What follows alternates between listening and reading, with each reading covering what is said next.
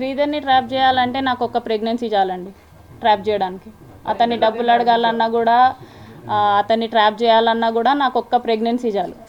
ఒక ప్రెగ్నెన్సీతో నేను ఇంత కథ చేయాలనుకోలేదండి. అతని ఫోర్స్.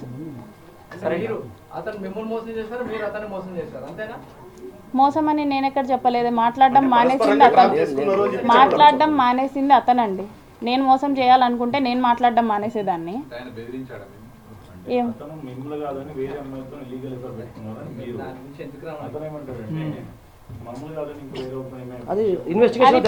అది నేను అతను వేరే వాళ్ళతో ఉన్నాడని చెప్పేసి నేను ప్రూవ్ చేయగలను.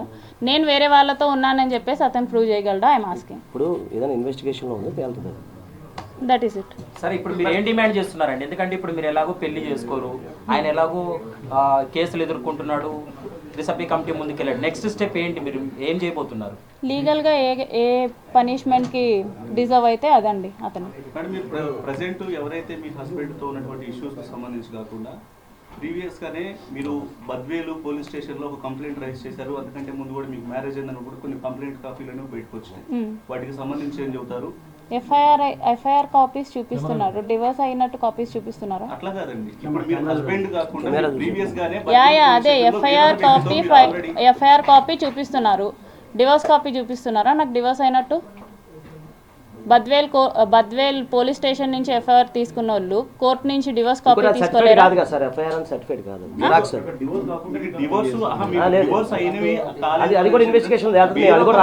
Already marriage